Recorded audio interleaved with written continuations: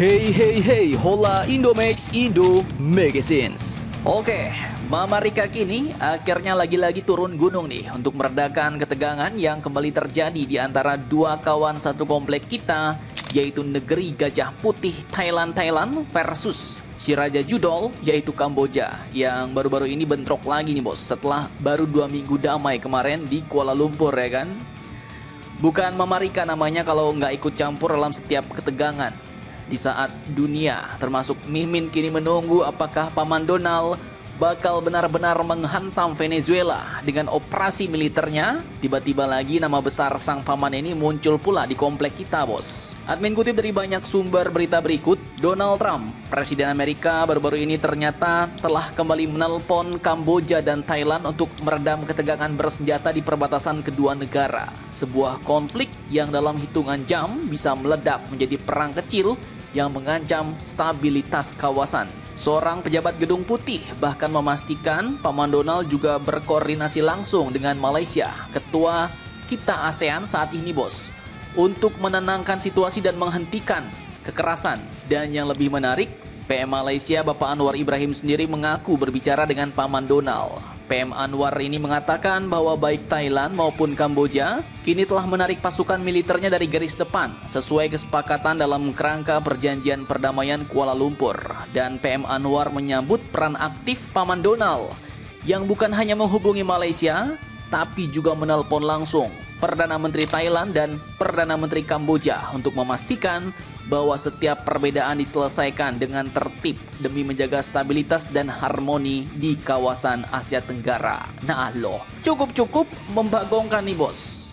Padahal di waktu yang sama saat ini, Mama Rika kini juga sedang menggancam Caracas, Venezuela bos. Dan seluruh dunia pasti tahu bahwa Amerika kini sedang bersiap memberi tekanan keras pada Venezuela. Cukup kontras, di mana satu tangan Mama Rika menggenggam palu bersiap untuk menghantam Venezuela, sementara tangan satunya malah memegang telepon untuk menenangkan Asia Tenggara. Nah, pasti banyak yang bertanya-tanya nih, ngapai pula Paman Donald ini sampai perlu turun tangan langsung di Asia Tenggara, padahal ASEAN kan punya ketuanya sendiri yang kini juga sedang bergerak, yaitu Malaysia. Apakah Malaysia tidak mampu? Apakah ASEAN lemah? Nah, jawabannya ya tidak sesederhana itu bos. Sistem kita ASEAN ini berbeda. Pertama, ASEAN itu harus bergerak lewat konsensus. Jadi prinsipnya semua keputusan harus dibicarakan, diputuskan bersama dan tidak boleh ikut campur terlalu jauh, atau prinsip non-interference bos, yaitu tidak ikut campur urusan internal negara anggota. Itu prinsip asli ASEAN. Akibatnya ketika situasi di perbatasan memanas, ketika peluru mulai dilepas, warga sipil pindah ke alam barzah, ratusan orang dievakuasi, maka respon ASEAN pun cenderung lambat. Malaysia memang ketua ASEAN dan Malaysia sudah berusaha bos, bukan diam-diam bahaya. Tapi ASEAN sendiri bukan organisasi militer seperti NATO. Prinsip yang dipegang ASEAN itu diplomatis dan prosesnya panjang. Nah, disinilah masuk sang ketua bos, negara adiputra, sang preman dunia. Washington punya hubungan pertahanan kuat dengan Thailand. Bahkan Thailand sendiri sebenarnya adalah sekutu non-NATO utama Amerika. Sementara dengan Kamboja, walaupun Kamboja dekat dengan Tiongkok, Amerika pun tetap punya pengaruh ekonomi dan diplomatik. Jadi ketika dua negara ini saling tuduh, saling dor-doran, saling mengklaim wilayah, Paman Donald pun tahu bahwa lembaga yang bisa bicara dua arah dengan cepat adalah dirinya. Bukan forum ASEAN yang harus nunggu konsensus, bukan menteri-menteri yang harus rapat dulu sambil makan anggaran. Nah, maka satu telepon dari Oval Office Amerika bisa mengubah perilaku dua negara. Karena apa? Karena Paman Donald. Karena negara Amerika punya leverage bos. Leverage itu maksudnya adalah kekuatan pengaruh atau posisi tawar.